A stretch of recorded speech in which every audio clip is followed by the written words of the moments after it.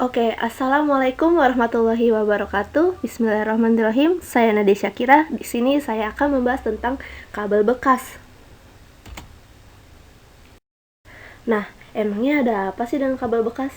Jadi gini teman-teman, coba teman-teman diam sejenak, perhatikan sekeliling. Pasti sangat mudah menemukan yang namanya kabel kan?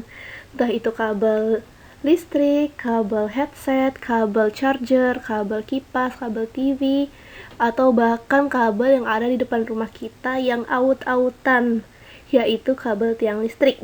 Nah, seperti yang kita tahu bahwa setiap benda itu pasti ada umurnya kan. Nah, lalu jika kalau kabel ini sudah mencapai umurnya, maka dia akan dinyatakan sebagai kabel bekas. Nah, kabel bekas ini yang dinamakan oleh e-waste atau electronic waste, dan kabel ini termasuk dalam limbah B3. Wah, kok bisa ya? Padahal dia cuma kabel bekas loh.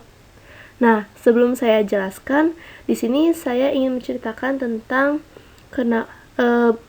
latar belakang dari tentang asal usul si kabel itu sendiri.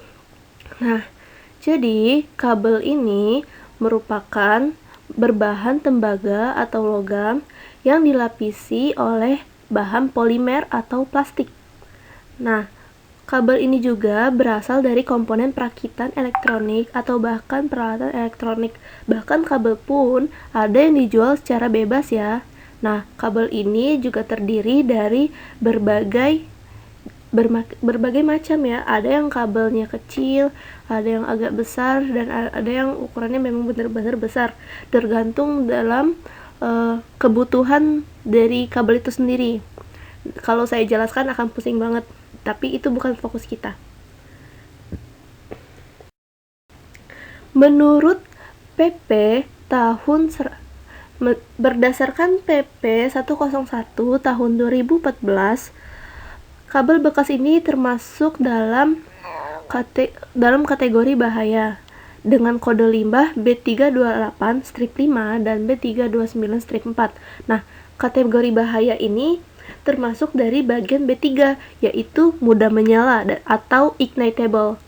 Nah, jadi maksudnya kayak gimana? Mari pasang kuping dengan seksama. Oke. Jadi karena limbah kabel ini merupakan limbah padatan, kalau dia berada di suhu ruangan atau temperatur dengan tekanan standar yaitu 25 derajat Celcius, dia akan mudah menyala dengan gesekan atau penyerapan uap air atau perubahan kimia secara spontan, secara otomatis. Misalkan seseorang menggesekannya secara otomatis dengan bahan kimia tertentu, maka dia akan menyala secara terus-menerus sampai dihentikan nyalanya. Maksudnya menyala itu apa sih? Yaitu terbakar ya, atau memunculkan api.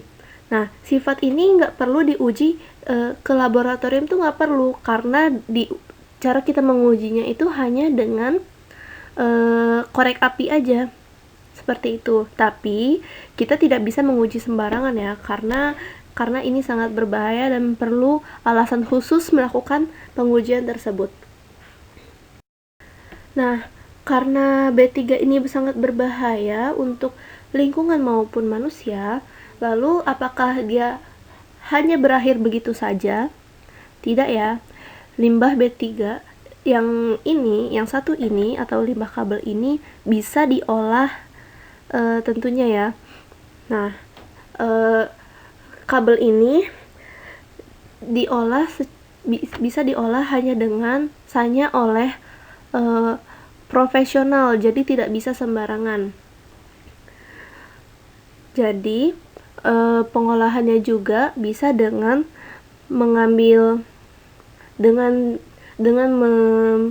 memisahkan antara polimer dengan tembaganya atau logamnya, sehingga tembaganya bisa dijadikan tembaga murni dan polimernya bisa dijadikan biji plastik, seperti itu.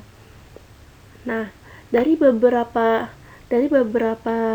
universitas yang ada di Indonesia, bahkan dia ada yang mengolah kabel bekas ini sebagai bahan fashion seperti itu.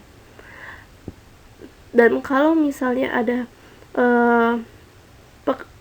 seseorang yang mengambil tembaganya saja, itu bisa dijual lagi ya, seperti itu. Oke, mungkin itu aja yang bisa saya sampaikan tentang kabel bekas. Terima kasih atas perhatiannya. Wassalamualaikum warahmatullahi wabarakatuh.